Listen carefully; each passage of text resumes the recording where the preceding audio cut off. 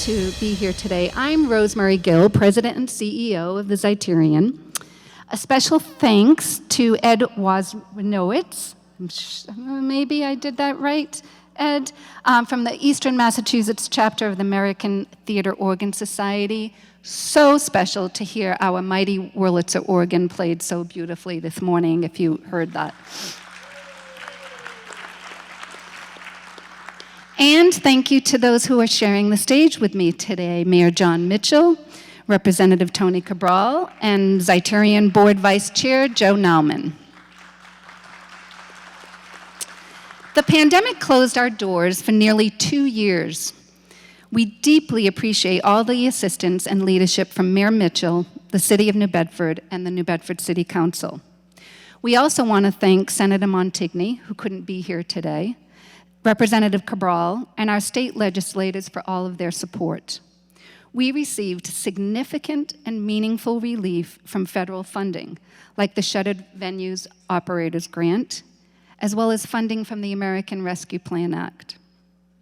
And of course, sincere gratitude to our amazing community of supporters, volunteers, board, and staff, many who are here today, who show up for us in numerous ways, time and time again. You can't imagine how thrilled I am to be standing here embarking on the Z's 40th consecutive year of performing arts in this building that turns 100 this spring.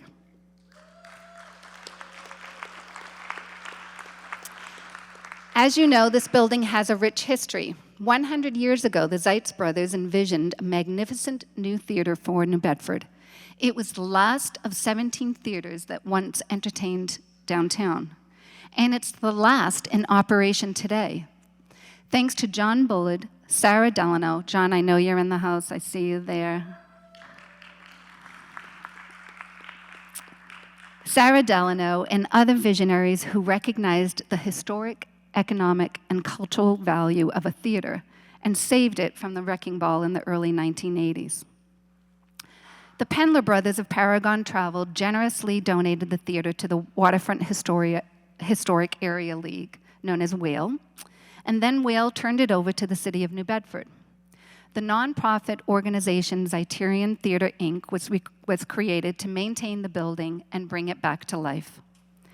As a presenting organization, the Z brings world-class performances year-round, along with our resident companies, New Bedford Festival Theater, started by Armand Marchand and George Charbonneau, who I'm not sure if they're in the house today, but 40 years George and Armand have been with the Zeiterion in some way or another, really significant. And they're celebrating their 50th very soon.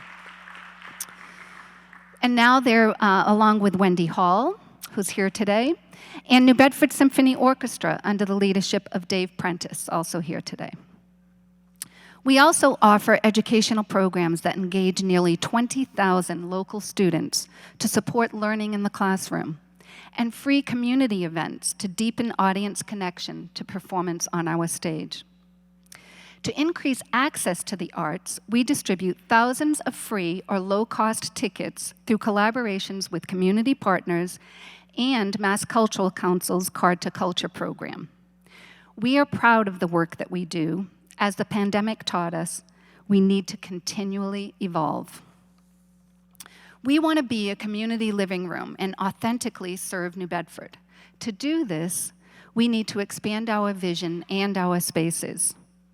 We recently conducted a series of equity discussions with community groups. We heard we have to build trust, be more present in the community, and offer programs that reflect the people and cultures of this city, where everyone can experience the power of the performing arts and where everyone feels they belong. We're excited for the community, for the opportunity a renovation and restoration project brings, so we can be the community partner New Bedford deserves. All right, so speaking of community partners, we couldn't have a better one than Mayor Jon Mitchell. We are so happy he could join us today. Please welcome Mayor Mitchell.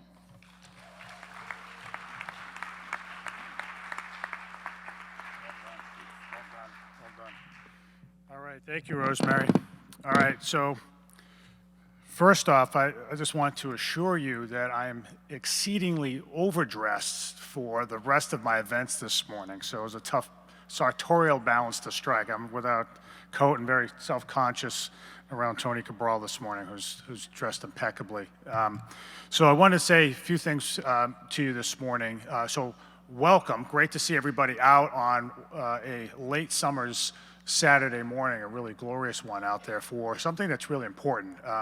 This is both at once a retrospective as well as a prospective occasion, and a great one at that. So retrospectively, as you see, there's John Bullard doing a little soft shoe right in the middle of Purchase Street some 40 years ago, but it is appropriate that we feature Mayor Bullard today, and both retrospectively and prospectively, in the sense that he was just instrumental in ensuring that this building endured.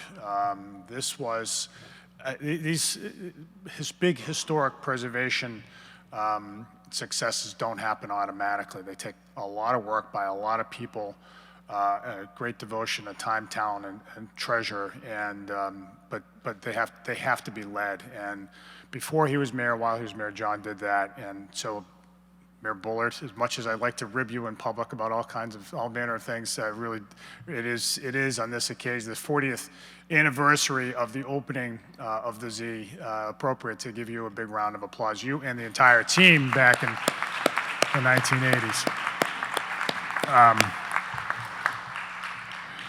And you know, it endures. It has been hugely successful in the 40 years since, in every respect.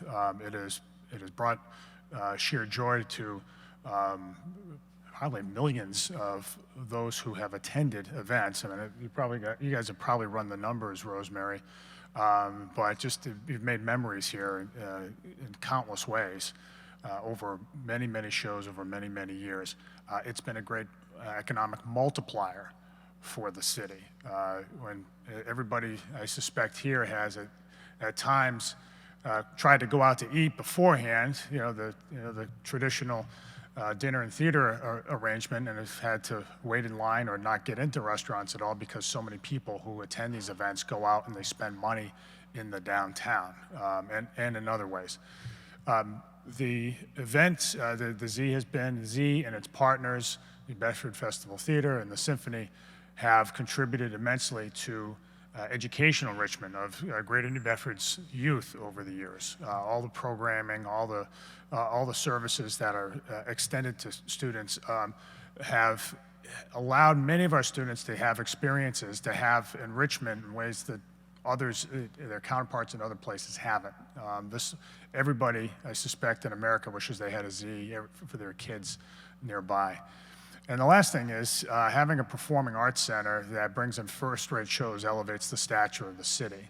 And our efforts in New Bedford have been all about city building in the last several years. It's been a focus on the city for the city's sake. And great cities are ones that have certain basic anchor institutions, and among them are performing arts centers, right? It can't be a serious city if you don't have a serious performing arts center. New Bedford has that. So it is an immensely important institution that today is really turning the page to something new and exciting under Rosemary Gill's leadership, under the leadership of Joe Nauman on the board. I see, to the extent I can see anybody from here, despite the lights, I see many board members out there right now, and I really appreciate, and donors, and volunteers, we really appreciate your support for what's coming next. You're going to see some preview of some really terrific plans that already have a head of steam. Great architecture, great design for what's coming new. It's not just a maintenance project that you're going to hear about. It's really a Z 2.0 in many ways, and it's one that will. We believe together will enable the Z for at least to succeed for the next 40 years, if not beyond, right? And we assume it'll be beyond another 100 years, in fact, right? We're here maybe in the year 21, 22, they'll have another ceremony doing more or less the same thing, having yet another century of success. So what I'll say to you is this. The city is fully committed to this institution, and the arts more generally. In the last several years, as you know, we've contributed a fair amount of money to the plant and the plant and equipment in the Z, but it goes beyond that. We established a working arrangement, a more enduring, durable working arrangement with the city. Right? The Z is the building itself is owned by the city. The city, a few years ago, we decided that in order for the institution of the Zeiterion to continue to thrive, that we, the city, would put money into that service. And so every year, under a contract that we hashed out, the city contributes, I think it's what is up to about $200,000 a year for the operation of the institution. And this is in a city that, frankly, you know, for a long time has been stretching its finances, say. But we have done that for the Z because we want the Z, we recognize the Z's importance to everything that we do. But it goes beyond that. We created, as many of you know, Massachusetts' first dedicated arts and culture fund. We take a portion of hotel and tax receipts, and that goes into arts programming. We contributed a significant amount of money, $1.2 million in ARPA funds for arts programming in the city, and the list goes on. And most recently, and I'll just hasten to add this, that with the city, as I think you probably have read, I assume you have, the city contributed some $5 million in ARPA funds to this capital campaign, to the capital campaign that has yet to be announced, but there's all just whispers about it at this point. But for this project, $5 million of public funds, of taxpayer funds. And we treat taxpayer funds very delicately. We spend taxpayer funds as we would our own personal savings, but we know, so when we invest something like that, it's for a really good reason. And it wouldn't happen, honestly, it wouldn't happen if we didn't have confidence in the leadership of the organization, if we didn't have confidence in the volunteers to continue to do what they do. We didn't have confidence that donors would step up, as they have, and I presume will continue to step up, hint, hint. And if it wasn't supported by the city, and all those blocks are checked. And so we're proud to have made that investment. It's been coupled by an investment of $1 million from the state, thanks to the leadership of Tony Cabral, bringing home money for the Z from the state's coffers as well. And so it's got a head of steam. You'll hear more about the financing as time goes on. I think today is really an occasion to celebrate 4 decades of success that happened as a result of a lot of hard work, and then to look forward to something that's even going to be, if you can imagine it, bigger and better. So a lot to take stock in. This is a great for the city. This is a terrific project, a really meaningful and exciting undertaking coming out of the pandemic. It's been a long couple of years, but here we are getting appropriately coming out of the pandemic, working on a place where people gather, right? Something that we haven't been able to do as we ordinarily would in the last couple of years. So I thank you for your support along the way. There's a lot of work ahead, and we'll continue this conversation, but I do want to thank Rosemary and the board and all of you once again. I also want to thank Tony Cabral and Mark Montigny for their work in supporting the Z.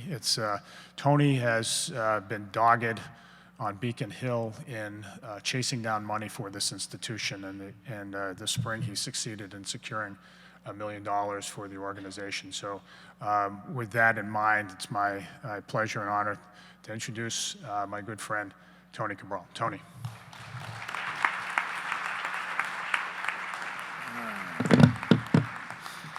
Thank you, Mayor Mitchell. Good morning to all of you. It's wonderful to be here to really celebrate an occasion that is so important for all of us in this city, but not only in this city, but the whole region of the South Coast and beyond.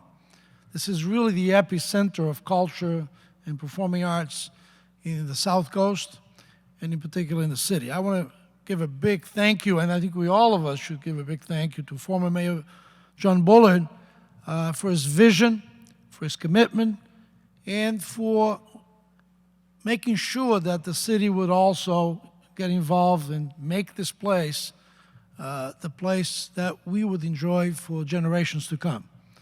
We had a point that the Z needs that vision again, that rejuvenation, if you will, and that's the so-called secret campaign, capital campaign that will be made public soon.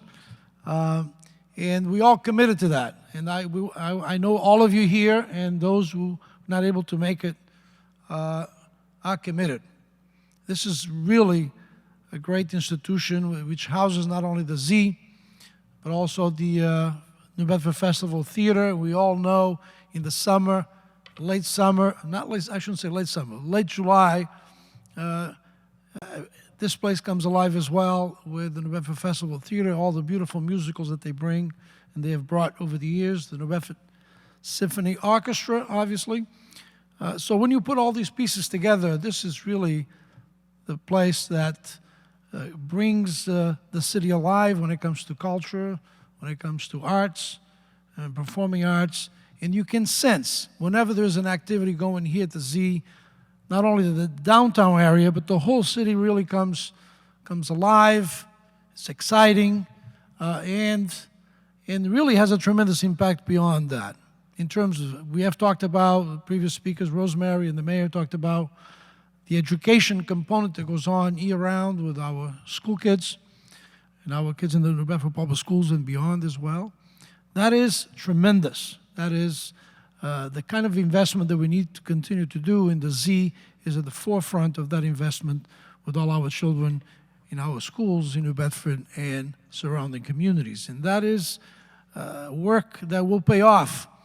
Will pay off not only in the present but in the future, and I think that's the kind of investment that we need to continue doing. And not to mention the economic impact that the Z really has in this community. And it's not just downtown. I mean, I've had the pleasure to be in other parts of the city whenever there are activities at the Z.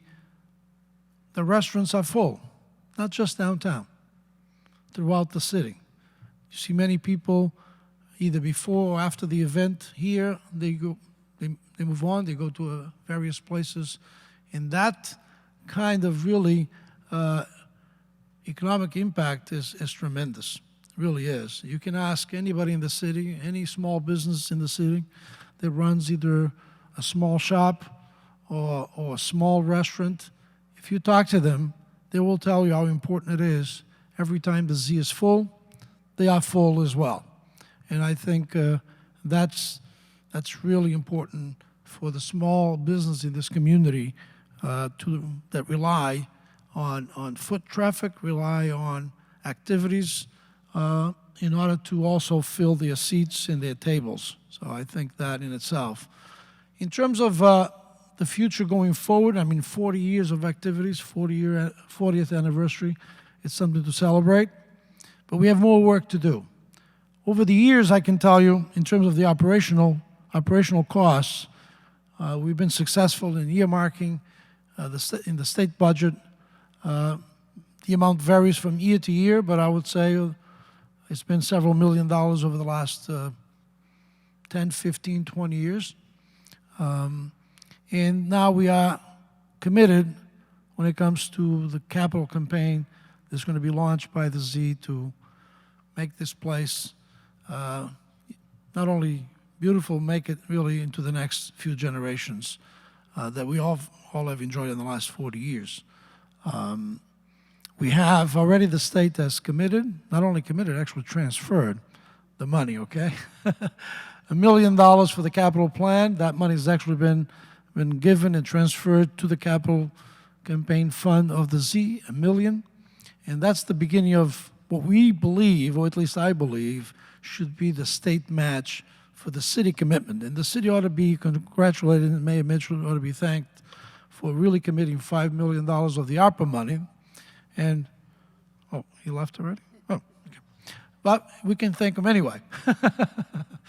Because I think that's a great commitment.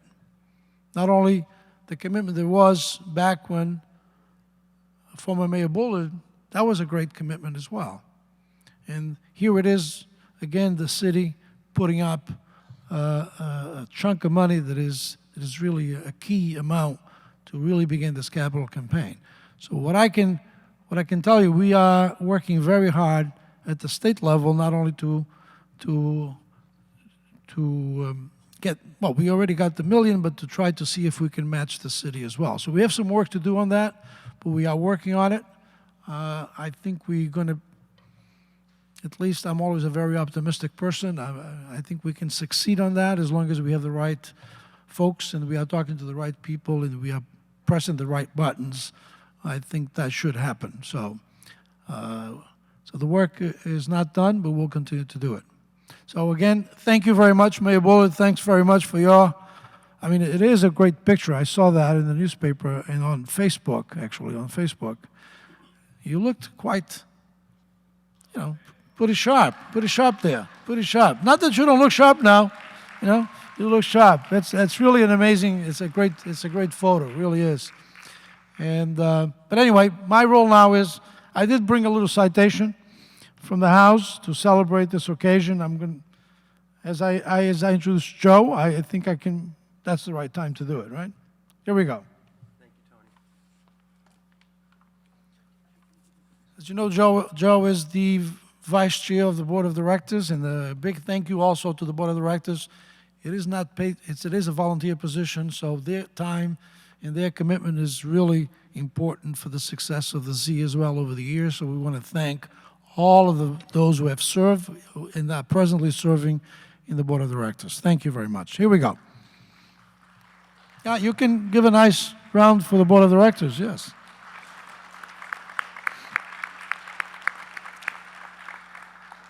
And the citation is hereby known by the Massachusetts House of Representatives, offers the sincerest congratulations to the Zeiterion Performing Arts Center in recognition of your 40th anniversary, entertaining, educating, inspiring, and contributing to the cultural and social vitality of the South Coast throughout the power of the performing arts.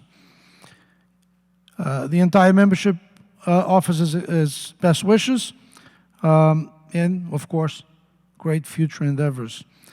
Given this 24th day of September 2022 at the State House Boston by the Speaker, Ronald Mariano, and offered by myself and the rest of the delegation in New Bedford.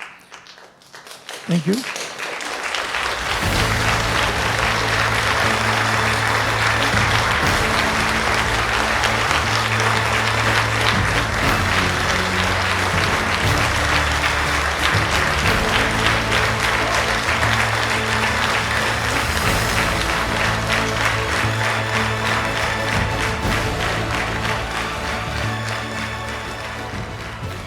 Thank you, Representative Cabral. That's a nice little piece of icing on the cake for today, and we really appreciate your support and the support of the rest of the delegation that has continued to always supported this organization, and critically at this point in time helping us in the next phase, which I'm going to talk a little bit about today. So my name is Joe Nauman. I'm the Vice Chair of the Zeiterion Board. I'm also a co-chair of the Capital Campaign, the yet as unannounced Capital Campaign, along with Deb Baker, my other co-chair. Deb couldn't be with us today, but she is obviously here in spirit. A little context for my remarks. As you know, this building is a city-owned building. It's a public space, and the Zeiterion is a private not-for-profit. And we have the wonderful joining of public and private engagement here that gives us this space and what happens in this space. This space is home to 3 outstanding performing arts organizations, the Zeiterion, the New Bedford Festival Ballet, and the New Bedford Symphony Orchestra. The collective activity that takes place in this building brings in $10 million in economic impact annually to the city and the region. And, you know, both the mayor and Representative Cabral spoke about what happens when there's a performance here, but, and it does light the city up. It brings people in, it engages other facets of our community, but it does bring people into this city that otherwise wouldn't be here. So, although we faced a very challenging and scary time over the last couple of years with COVID, particularly for arts organizations. One thing the pandemic has done for us, it has sharpened our vision of what this theater can be and needs to be as a transformative performing arts center for the city of New Bedford. So what we envision is a state-of-the-art facility, one that it's a gathering place, as Mayor Mitchell mentioned, for the public, on show nights and in a lot of other aspects of community life in this area. We want it to be a vibrant building that contributes to the economy, both for events large and small. And that's why we've embarked on this very transformative $24 million project. That's a big number. But that number will deliver a transformed building and theater. There's a lot more to this place than this theater that you're sitting in, and hopefully you will take a tour with us and you'll find out exactly what we're talking about. It'll position this as an arts center to be a catalyst for downtown New Bedford's growth and a leading regional institution to help us drive our post-COVID recovery. This multi-million-dollar project will address COVID-19 mitigation, deferred maintenance, building code updates, accessibility, our inclusion, diversity, and equity goals, and it will restore and renovate this building. And to announce that publicly in a big way will be an appropriate marquee return to the front of this building and let everybody know that there's a new space in town. The old space will be transformed.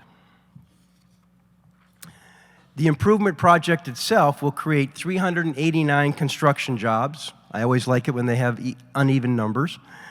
19 full-time jobs, plus dozens more part-time event positions and volunteer opportunities.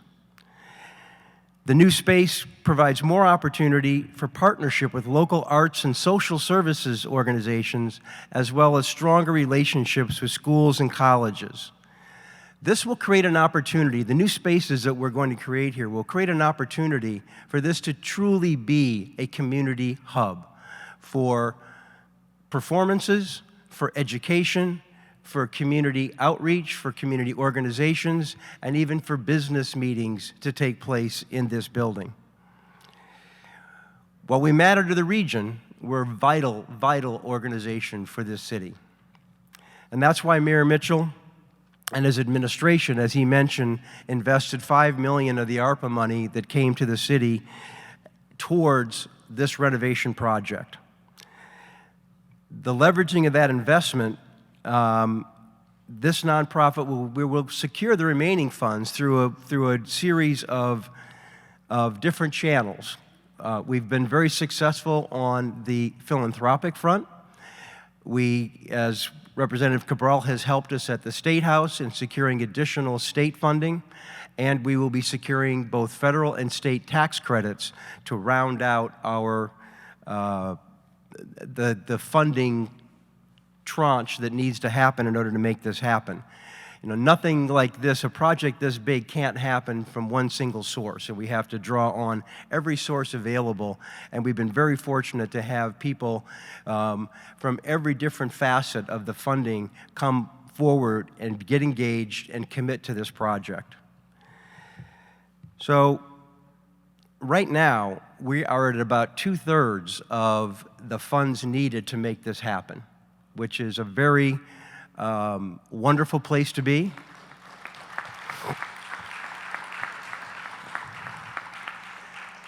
We still have a long way to go, though. The last mile is always the hardest mile, right? So even though we're in a very good position, we have a long way to go, and we'll be working on that. This will be one of the largest public-private investments to take place in this city, certainly for quite a long time. So, like I said, we have a lot of advocating, a lot of fundraising to do yet. We're obviously vulnerable to things like rising construction costs and things like that, but please stay tuned, and there will be more information coming in the next months or so to let people know how they can help. In the meantime, we're working with Wilson Butler Architects. A number of them are here today, and they'll be helping us with the tours that we're doing and helping people understand the extent of this renovation and the opening of the new spaces. They are an award-winning design firm out of Boston, and their expertise is in theaters like this. So they'll be here today to help answer any questions you might have, and they'll be assisting us in the tour process. Of course, we wouldn't be here without Whale. As has already been mentioned, you know, the project that happened 40 years ago was an incredible partnership between the mayor, his administration, Whale, and some private donors. Some of the donors like the Pendler family, Angelica Russell, Sarah Delano, among many others. And they brought the Z into a new phase, into a new place in the city's culture. And now Whale is again sharing their expertise and helping us do that again. So thank you to Whale. Again, a project of this magnitude takes some time. So once we start the construction process, we'll be dark for a year. There won't be any performances taking place in this building.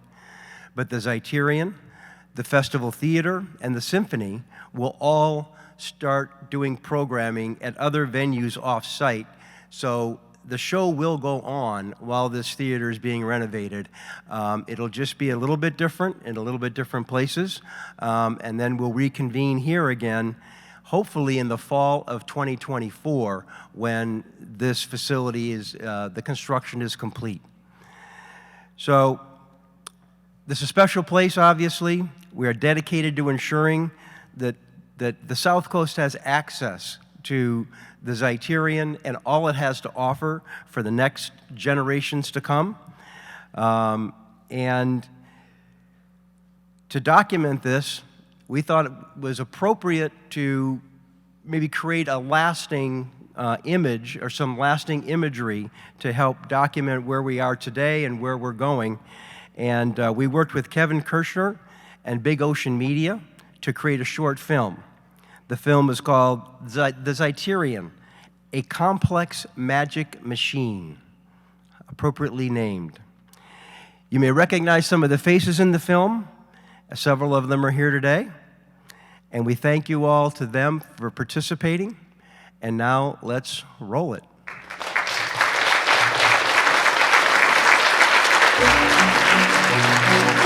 A theater is like a really complicated magic machine that transports people and takes them to places that they've never been before.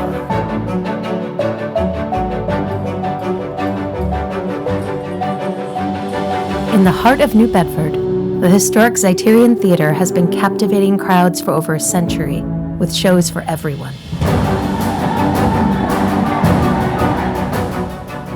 The Z has a huge cultural and economic impact on the city. It's like the heart and soul of New Bedford. You have to experience it. You have to come to the Z to know what it's about, because it's something that you feel. The first time I walked in, I was like, whoa. It's just like an awe moment. Like you get pulled into the show. A part of me wants to see everything and experience new things, and experience it with new people. It's just magical. As the cultural heart of the South Coast, the Zeiterion showcases art that is local and international.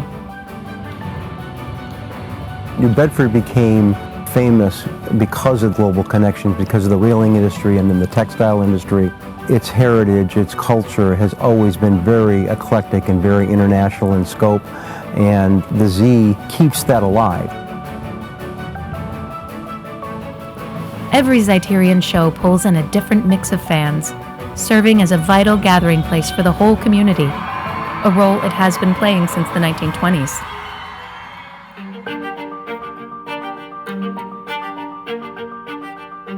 New Bedford had, at one point, 17 theaters. and there's one left, and this is it. When the Zeitz brothers originally built this theater back in the 1920s, they built this theater as grand as they knew how to create a palace for the people. They built it for vaudeville, and then it moved to silent movies and talkies. And in the early 80s, the owners of the building were on the verge of bringing a wrecking ball to the building because it made more sense for it to be a parking lot than to be a theater. But instead of demolition, a group of concerned citizens organized to save the building and launch it into a new era.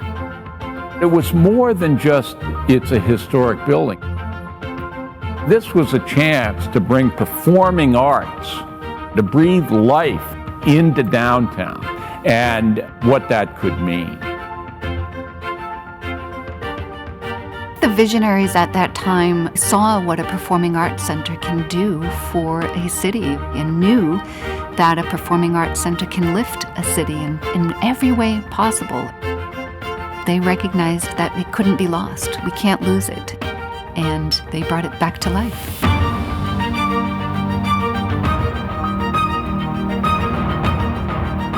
Having someone stand center stage on the Zeiterion stage and connect with an audience, there's nothing like it. The people come in and they partake in an experience which heightens their soul and their heart and their mind.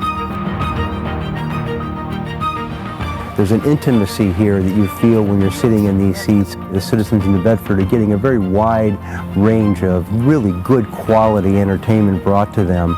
And then underneath that, we've got the educational programs that are delivering something very special to the school children of New Bedford and the surrounding area. Every year, thousands of school children experience the arts in special ways through the Zeiterion's outreach programs.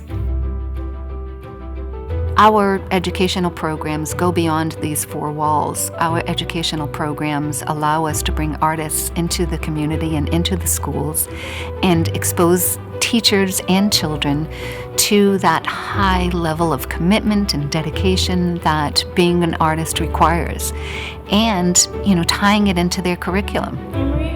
But we also believe strongly that exposing children to the arts and to creativity is creating wonderful human beings, and human beings who will become good citizens in a vibrant society.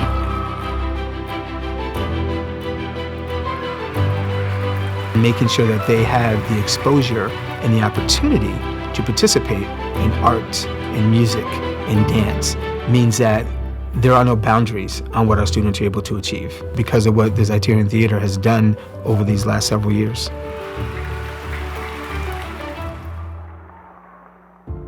But as the Zeiterion continues to serve the community in so many ways, approaching its 100th anniversary, the theater is starting to show its age. People love coming here, people know the history, but there is a level of frustration with the patron experience of being here. The seats were secondhand over 30 years ago. It's difficult sometimes for people to be comfortable and really have a high quality patron experience. Everything ages. The theater has worked with things that were meant to only last a few years back then in '82. You can only tape things for so long or have your finger in the dike, if you will. We have to update. We have to fully into the 21st century and see what new audiences that will bring in. Having a state-of-the-art sound system, having a state-of-the-art lighting system, having the amenities of good seating, larger seating capacity, a lobby that really welcomes people and gives them space to interact and to be excited about the show they're going to see. All of those things are really, really important to give the full experience of what a performing arts center can be. What we envision is a space that will improve the patron experience for everyone, and bringing back the theater marquee to really restore the grandeur of the building. It is a beacon for everyone from this community and communities beyond to come and experience and enjoy performance. One of the important elements here, of course, is historic preservation, and not just preserving the building itself, but preserving the experience that has existed over generations here. This is a place that has brought people together over the course of the last 100 years. Building on all of the passion put into each show and all of the love brought by patrons and supporters, the Zeiterion Theater is ready to grow into its next evolution. If you come to the Z, you'll go out smiling. I mean, that's it. If you come in with a thought that's troubling you, by the time you leave, you forgot it. It's gone. It's more than just about this building. It's about the entire city and the vibrancy of downtown New Bedford. I don't know that there's a theater anywhere else in a small city that has this much impact. Nothing is as unique or important as the Zeiterion. It's such a big part of our community. Like, the Zeiterion is the melting pot. It touches my heart, and I feel like it can touch everybody in that way. What's going on here is really a heartbeat of this community. People want culture. People want the arts in their lives. It's a springboard to other activity. The downtown is alive every night. There's a show here.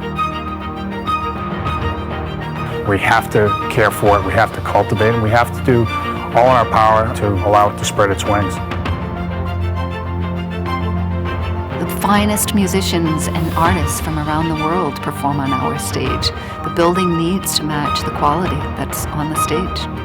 But we do see ourselves as stewards of not only the building, but of the folks and the visionaries that came before us, and ensuring that we're upholding their vision and bringing that into the future. The Zeiterion Theater, moving forward for the next 100 years as the South Coast Premier Performing Arts Center, expanding on its legacy as the crossroads of arts and culture for the whole community.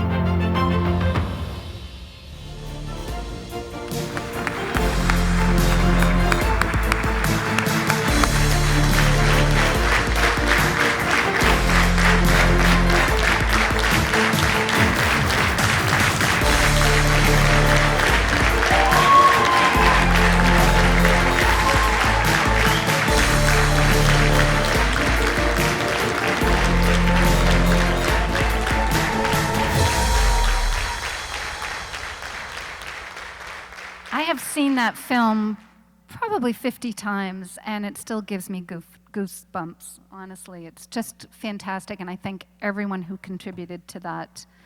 I hope it piqued your interest, and we'd love to share more of the exciting details. Please join us today for one of the tours. Thank you again, and we hope you will help us get to the finish line when the time comes. Thanks, everyone.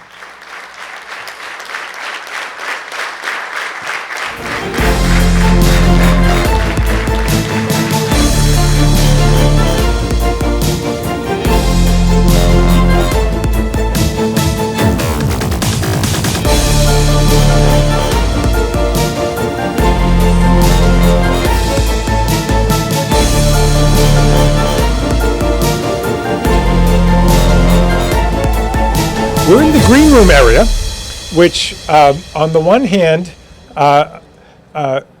it's interesting to note that we're not really doing any type of major renovation here for this particular project. Most of the renovations are going to be in the front of the building for the patron experience. But we wanted you to see where everything kind of behind the scenes happens, because this, of course, is where the musicians and the actors and the dancers all prepare.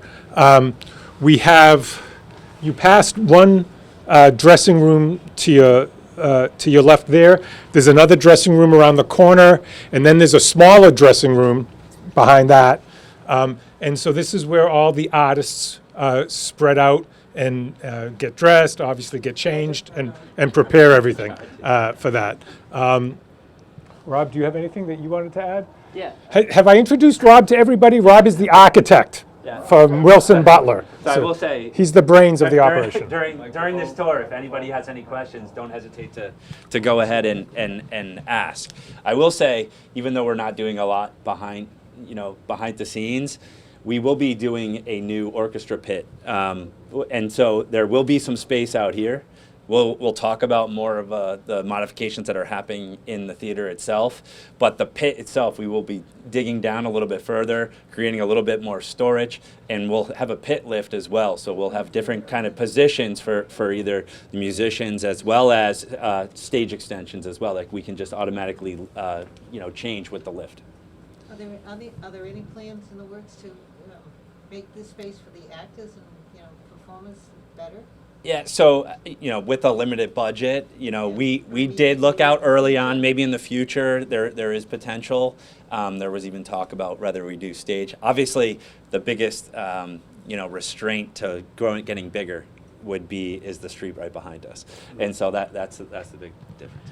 Yeah, so once we get through this $24 million project with the priority of the front of the house, then the next focus will be to improve this area here. Exactly. Yeah. Well, it's really going to change the experience of the audience, and educational spaces are going to be available. We're all really excited about what it's going to do for the future. Let's go this way. Everybody, follow me. Watch your head. Coming through.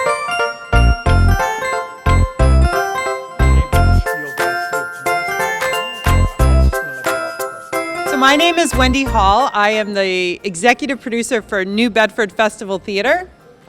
And we are the resident theater company at the Zeiterion. You might have seen our shows in the summer.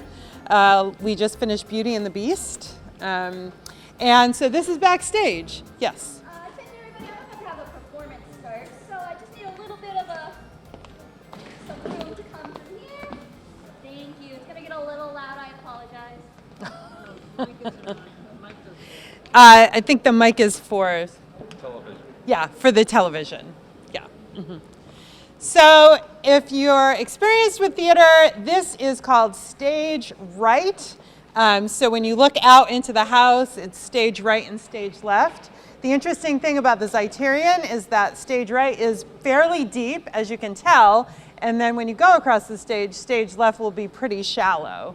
And then this is where all the scenery is held, and it goes back and forth as scenes change. And if you were in a show waiting to go on, this is what you'd be seeing. So yeah. So that's a little bit about backstage. Follow me. We're going across the stage. Excuse me. Feel free to take a bow.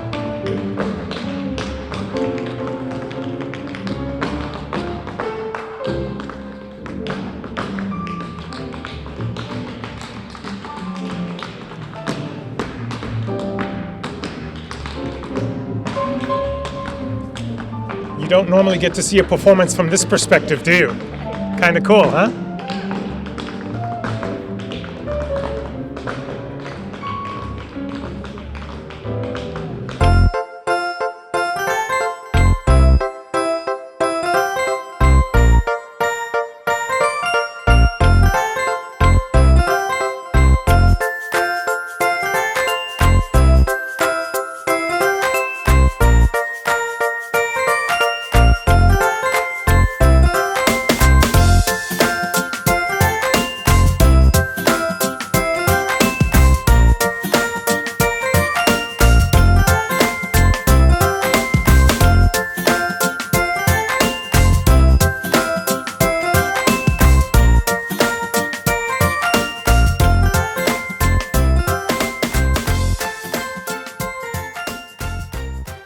Hi. In fact, walk up a little bit, right in the midst of the, yeah, maybe over here. Hi, everybody.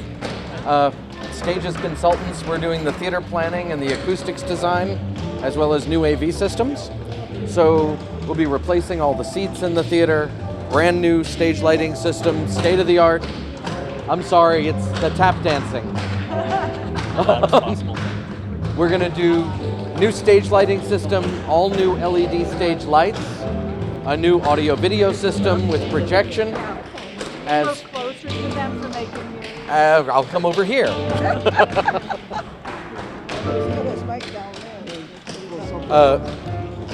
What I said was all new seats, all new stage lighting system with new LED lighting, and a new audio-video system, brand new loudspeakers, so you'll be able to hear me, as well as a new audio console and things like that.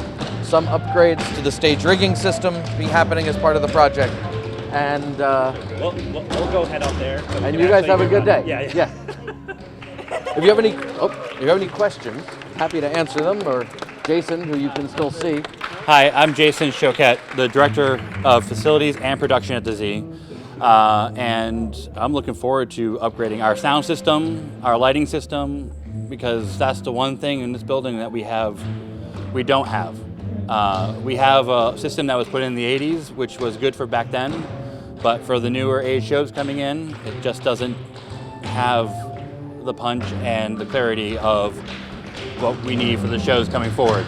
And for lighting, we don't have any new like moving lights or anything like that. So when you see that, that's the show bringing them in. The AC system is actually brand new already. It was put in about 5 years ago. We are upgrading sensors though to have more control of the flow. Right now the air sensor is in the back of the house. So when it reads 70 degrees, sometimes it is colder down here. So we are going to put multiple sensors in the room to help average that temperature out, to help make it comfortable for the audience going forward. Did you talk about the pit? No, I didn't talk. I did down. Oh, you did did? Okay. Perfect. Besides that, I think we're going to end up doing more acoustics in the room to help absorb some of the sound and to help with clarity. Anything else? I think that's the story. I think that's it. Yeah. If any other questions, I'll be around. You can stop me or stages, and we'll. What you said about the AC, is that also true for the heat? Yes. So you're replacing the AC system? The heating system is getting a new. It is getting a new boiler. Yeah, we are getting a new boiler. We are getting a new boiler. Yes. We are actually natural gas already. So we'll just be switching over to a newer natural gas. I don't think so. The roof weight limit, because we hang stuff from the sky, is a very big issue. So that's one of the reasons why we didn't end up going solar panels. Then it would cut the weight.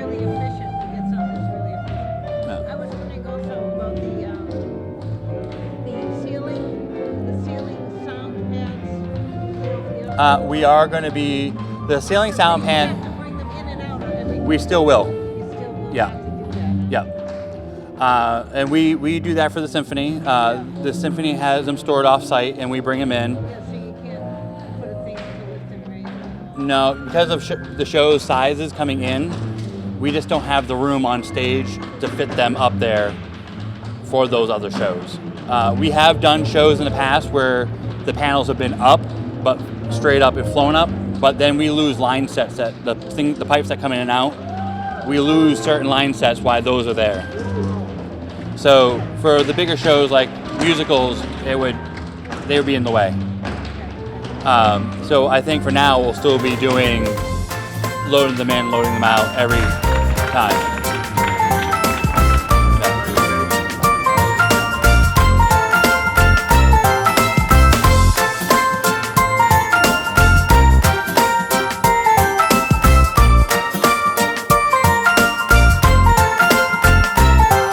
One of the biggest improvements will be accessibility throughout the whole building.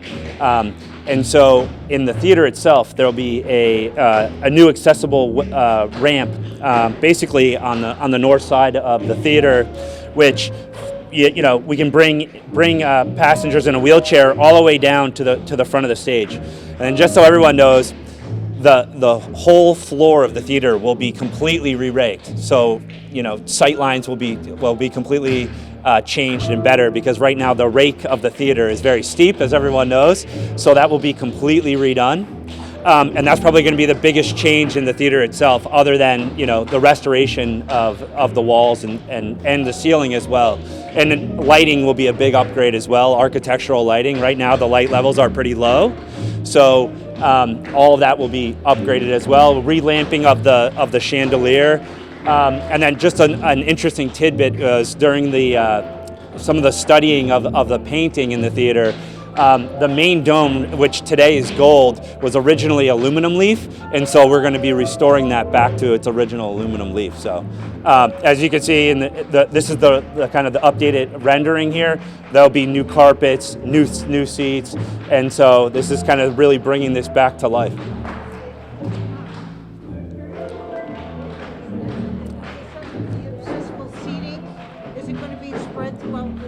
So it absolutely will. So, all these seats right now look like they're fixed, but some of them will be put on wagons. So there'll be accessible positions near the front today, as well as in the back. You can go all the way around the route, but you can also then come up these ramps up this way and find seats. So there will be positions throughout the whole theater. There will be. Yeah. So restrooms, big upgrade, and we'll talk about that. You know, that is one major upgrade. There'll be fixture counts will be a lot higher. I think we have about 2.5 times the amount of fixture counts, both for men and women. And you'll see as we get into the front of house spaces where that will be. The men won't have to go down to the basement in through the theater. It will be in the lobby, so that's a huge plus. And so we'll get to that in a second. But there will be many restrooms throughout the front of the house space. Everybody, this way.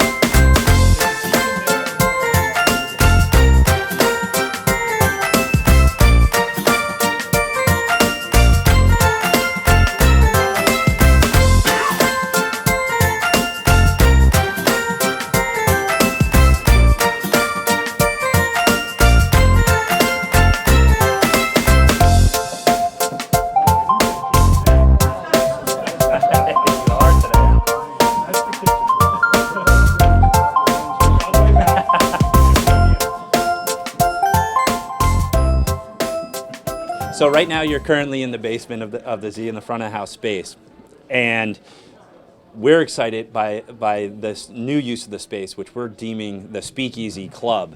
And so that footprint of that club will be about the same size as what's going to be on their upper lobby level, which we just came through, and then the second floor will be a members lounge. That will really, what's great about this project is everything that the Z does today is typically done up on this ground floor level, where they're doing their education programming, event space.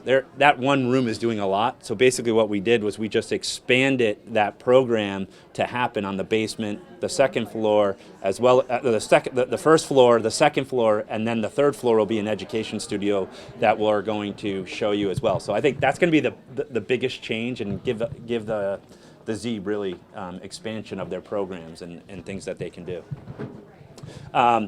And so as I mentioned, I think restrooms was a huge thing. So there will be restrooms as a part that will be right off of the Speakeasy.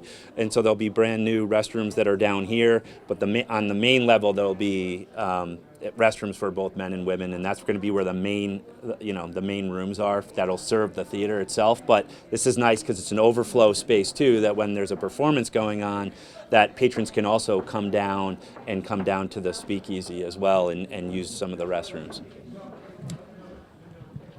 some more things to add? Or? Yeah, I mean, the only other things that are down here really is mechanical stuff and electrical stuff and storage, things like that. So basically, we're trying to get every inch that we can out of the existing building footprint. When the original plans for this building, they were thinking about doing an addition, but there was already a lot of space here, and we've utilized a lot of this existing space here to really renovate. And so, Are we going to upgrade the electrical? yeah, we have to, and so all that will be updated. Yeah. And there'll be brand new electrical room up here. I think we mentioned there'll be a new boiler. There's an old boiler that's here that we're going to be removing. How will the lower levels be made accessible, like if you're in a wheelchair? So I'll show you all of the space. So if you look, yeah, I don't know, maybe if you get this on here. So one of the biggest improvements, this elevator right here. See the elevator? This elevator is basically the thread to all the brand new front of house spaces, which they will have a stop on every single level. And as we go up here, you'll see, I'm sure we just went through a couple different steps areas. On the first floor, we can talk about it, but that elevator will also stop on the upper level lobby as well as the main lobby. So this is really the thread that will get any patron that is in a wheelchair to any different level on the building. There'll be one elevator. Yeah, only one. It's a good size elevator. It's a good size elevator. And there's obviously stairs. I just want to kind of provide a little bit of context. So right now, for the public, when you come to the Z, you're limited essentially to one floor, right? You go through the lobby, you go into the theater. It's very nice, but as Rob is just saying, this building has so much more potential. And so through this renovation, we are going to open up all 4 levels of the theater to the public. So right now we're in the basement level, and there's going to be this amazing speakeasy bar where you can go and have a refreshment. We'll also be able to do small ensemble performances, classical, jazz, folk music. It will also be rentable, so that if people want to have a function in the speakeasy, they can do that. As you will see as we progress, the first floor is also going to have an expanded public space, the main lobby and the extended lobby. The second floor, now that's the third level, second floor, is going to have another major lounge with a full bar, with restrooms, and again, that will be available not only for organizations like the Symphony when we have our concerts here, but it'll also be available for rent to the public, or other organizations that want to have events. And then on the third floor, which is the 4th level overall, there's going to be education space as well as administrative offices and some studios. So again, we are accessing all 4 levels of the building so that the public and organizations can all utilize the full potential of the building. So that kind of gives you the broad perspective, and what we're going to do is show you each level now as we work our way up. Any questions on that? All right, so let's get going. So I would say probably one of the best changes to this project really is the fact that the lobby space will be majorly increased by almost 3 times the size. So the existing main lobby where you come in to go into the theater, what we're doing is creating an upper lobby. So if you guys wouldn't mind, the kind of the peek through, here's the main lobby today, and where the steps are, there's a few steps up, but then as you can see, as we get over to this space today, there's also another step. So the biggest change is we'll be raising this whole floor so that it's all one level, and we'll be adding another step up here into this space, but then we're really opening up this wall. So this wall today, this was put in the 80s, and so we'll be opening this up, and there'll be a new bar, which the bar today obviously is put this way. It'll be now over into the front area of up towards the front of this room, and so that's really going to open up this whole lobby so that it serves the whole theater as one, and patrons aren't lining up and then pushed out to the street today. So I think we're excited by that. And during a show, I think one of the biggest things too is that the bar's capacity now is there's a bar on every level. So there's on the speakeasy, there's a much bigger bar up here. There's a bar up in the members lounge on the second floor. and so that's going to be really nice as well. So that during intermission, that people can come and grab it. And as we mentioned, the restrooms here, there's a lot of fixtures at it for the women's room that will serve right off of the upper lobby, and then off the main lobby over this way is the new men's room, which now you don't have to go down to the basement, as you do today, and so that'll be up here. And then there's just there is a unisex toilet here, and then kind of rounding out the floor plan is the new box office, which used to be over here, the old historic box office, and now we're really pushing that out to the street as well. Yes. It will all be brand new, so all of this will come out. It's not historic. So all of this, including this, this was all built in the 80s. We're going to go out these doors to the sidewalk.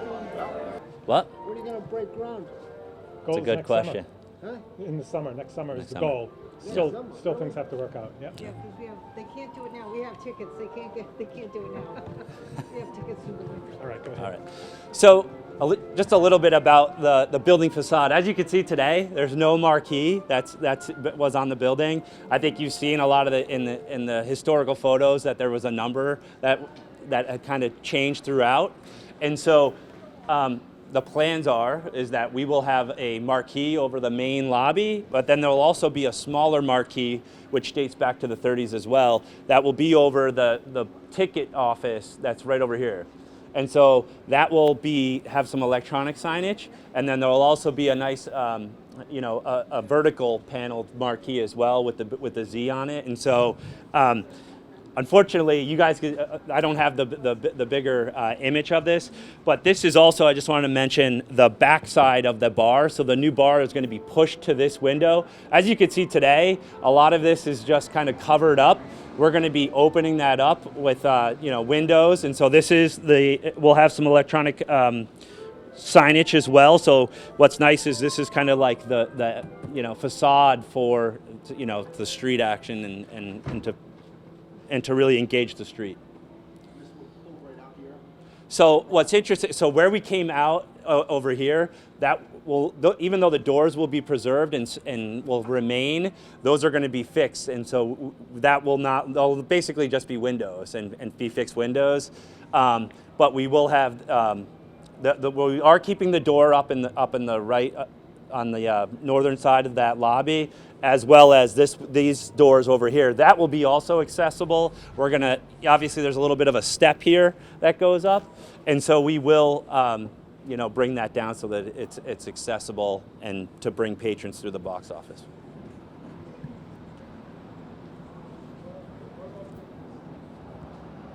Any other questions?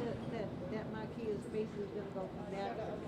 The marquee's going to come out to about 6 feet, yeah, and basically it's just a line from these two piers that go up. Yeah, and then the blade sign will come up just about halfway up to those windows, and will be illuminated. Nice, because then you have a shade, if you come in. Yeah. Our next stop is the second floor. If you need an elevator, we have one here through the first door, or you can follow me and go up the stairs. All the stair has to be removed. Or the ceiling. A lobby with an elevator, you mean? So how do you get up there? How are you going to get up here? Yeah. So this will be totally transformed. So this would not, you would get up here through on the new plan where the upper lobby is, there's a staircase that goes up that will feed the members lounge, which is more on the north side of the building. Or you take the elevator, which threads all of the floors. The one that's going to be in the lobby comes all the way up. Right, so where we just were on the lobby today, but where that upper lobby is, there's a public stair that goes up that will feed this floor.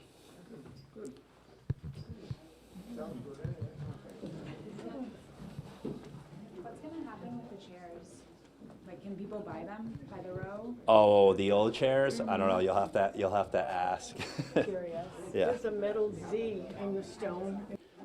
Today, no one. This is basically condemned. Like no one in the public usually would be able to come on this level. should have all had you sign waivers. I know. No, it's fine, but it's but it will totally be renovated and new. So I will. So the exciting thing. So that is the room today. That is the upper lobby today. The black and white. The black and white. Okay. So, and someone asked where that stair goes away. So how do we get up here? In the new upper lobby, there's this connecting stair. That's a very public stair that will bring you directly into the second floor lounge, which there's the image of the second floor lounge today. And so the lounge will have its own dedicated bar, and that will be connected down to the lobby. And so there's the staircase that you see that kind of runs down below. So that will be all new. And then kind of filling out the rest of this floor plan, the Z Today's office and administration will be actually on 2 levels. So it'll be on the second floor level and the third floor level. We have kind of 2 offices. Depending on, whether they take one office or the other, we kind of separated them. And the reason why we did that was for the third floor space, which you'll see, we're going to go up one more. So we will have the educational studio as the educational programming up there, and what we're doing is we're moving the ceiling. So that was the reason why we split the offices, so that we have one on the second floor, and then there's be another office up on the third floor. And then there's some corresponding conference rooms that they can use as well as a part of this. And then we also have restrooms for the members lounge right outside, as well as restrooms for the offices, and then those are kind of mirrored upstairs as well. Any questions? Yeah, where is storage going to be as I look around? So storage, and someone originally asked too about a coat room. We are literally trying to get every inch out of these floor plans that we can do. So you'll see on the south side of the second floor lounge, there's a kind of a big closet there that could potentially be used for coats, and kind of be put in that closet space. And there is some storage, like even behind the elevator, there's some storage rooms. So you'll see on the plan, there's some minor, there's some closets here and there that we can get in. I'll just follow up on that.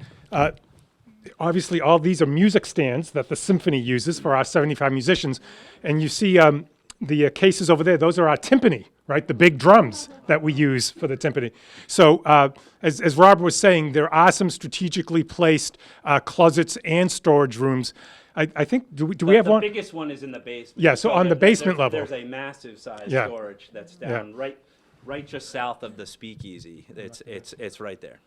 And of course, we have that main elevator that goes through all 4 levels, so we'll be able to move things up and down.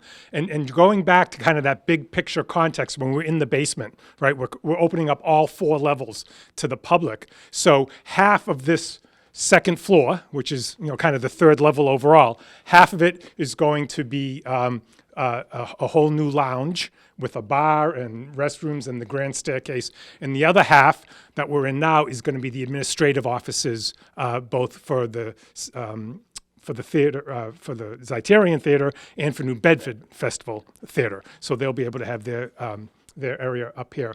And then we're going to go up one more level, and it's going to be kind of the same type of split.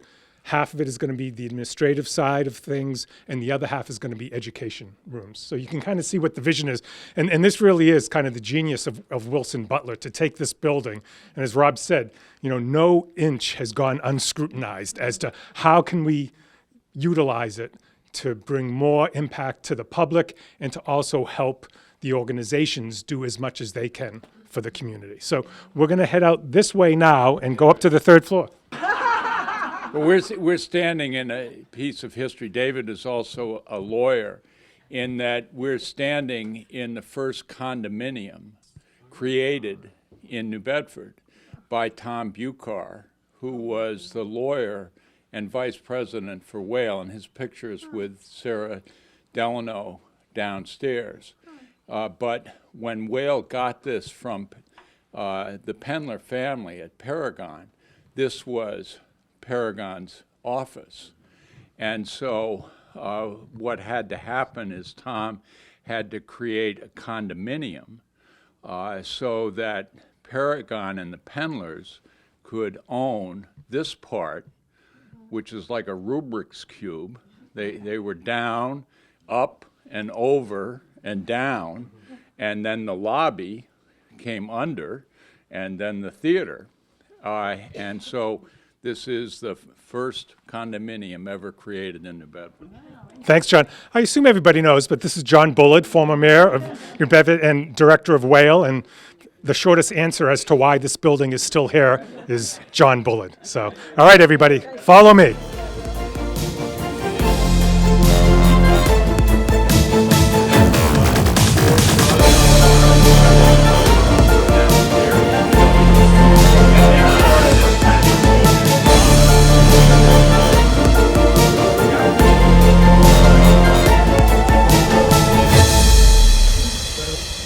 So, second to last stop. So this is the third. This will be the third floor level, and like I mentioned down below, the reason why we put up the education up on this level was to really gain height. I think one of the biggest challenges on this was to figure out how can we get dancers, enough height to get up here, and that's the reason why we decided to put this educational studio up on the third floor. So the ceiling height that you see today, you'll see these major beams that are running through here. Those are actually trusses to hold up the roof, and so that will all be removed, and we'll be able to gain the extra height up in the space for the educational studio. So what's going to support the roof? So you see the trusses today? Those are structural, and so they will still remain obviously to support the roof, but they just aren't covered with plaster and things as they are today. This is more of a finished office space, and so that will really be changed as we go forward, and that's the way we gain back the height in the room.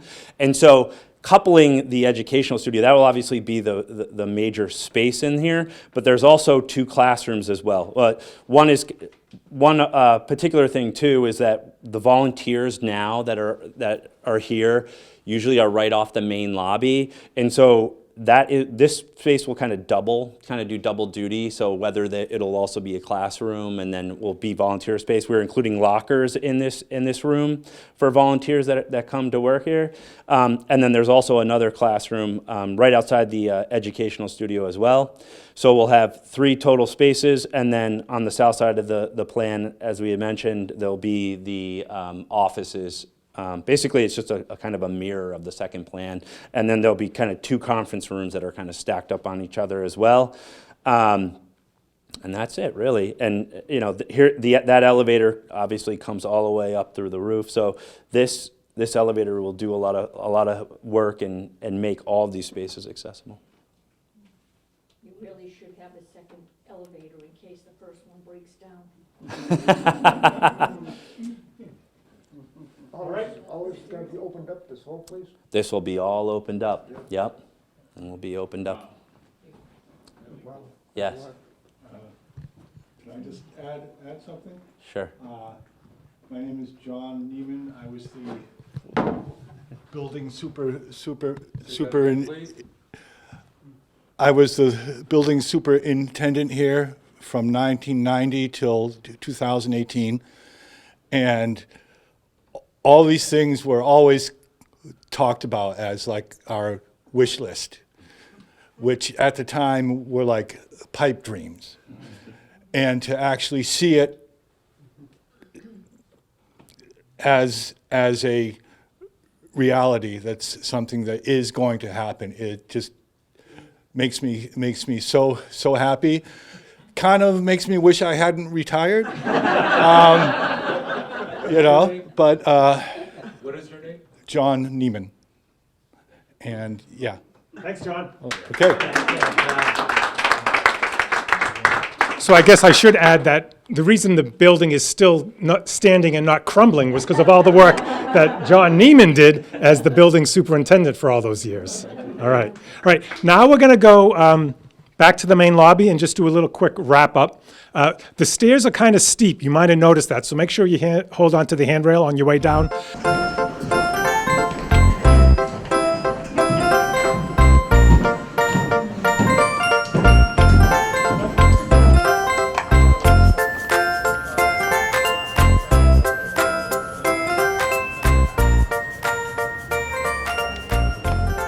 All right, so just finishing up here, this main lobby will be restored.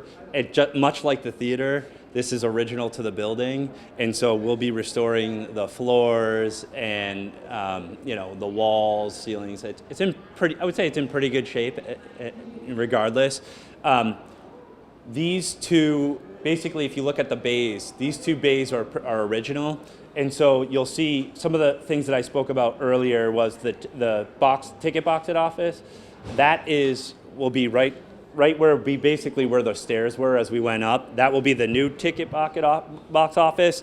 So we have been working with Mass Historic, and so we've kind of been going back and forth of changes that we needed to do.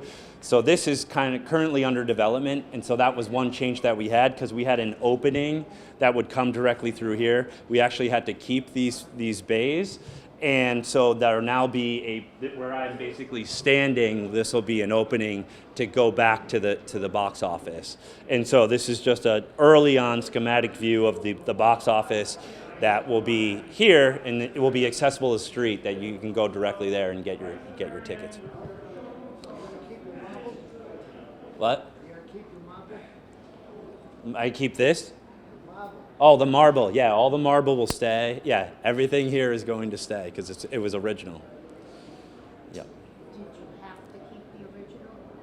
You should. We should. Yeah, I mean, yes, we did, but we had to for the historic tax credits, but we also wanted to keep it because of the historic preservation of the theater as well. Is this still on the National Register or anything? It is, yeah. So in order to get historic tax credits, the building has to be on a federal tax register. So this, I'm not sure if this is leaf, if this was aluminum leaf either. We did, like some of the early on studies, just looking at through the paint studies, was done in the main theater. So as we go forward with the project, I'm sure we'll find out more of what was here, and we'll try to restore it to its original finishes and things. But it's interesting, much like I think people asked early on about like whether the bar was here, a lot of things were imitated, right? And so going back in this project, we have to identify things that were original to keep and then things that we can change out. So that's why the bar that was done in the 80s that we can change out. Yeah, go ahead. I don't know if you talked about this already. Yeah. But the marquee, is that going to be similar to it is in the... Yeah, so the marquee, there will be a new marquee right out front of the main lobby, and then there'll be a little bit of a smaller marquee right outside the ticket box office. Those were original. In 1930 drawings, you can see similar. So that's why we emulated basically the new marquees to emulate the historic marquees. That's from the 30s, and so I think if you look on the video, you can see back in the day it was massive, and so we're really going back to that period of the 30s of when the building was first created to go back to that look of the marquee.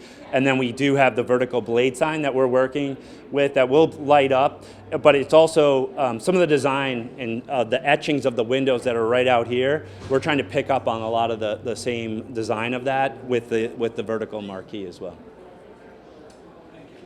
Yeah, John? I remember seeing in old photographs that there used to be chandeliers in each one of these coves. Is that something you'll be... So it's interesting. I think there is some of the original chandeliers as well, like I think off site, right? And so I think we need to identify like what we have in store and whether we can put them back or not. Okay. But I think you're right there. I think there might be 2 or 3. This concludes our tour. Thank you all so much, and make sure you stay tuned as more exciting developments come out about the renovation project. We highly encourage you to stick around. There's refreshments and more people to talk to and information to learn about in the lounge behind us, and also there's still some more entertainment in the auditorium.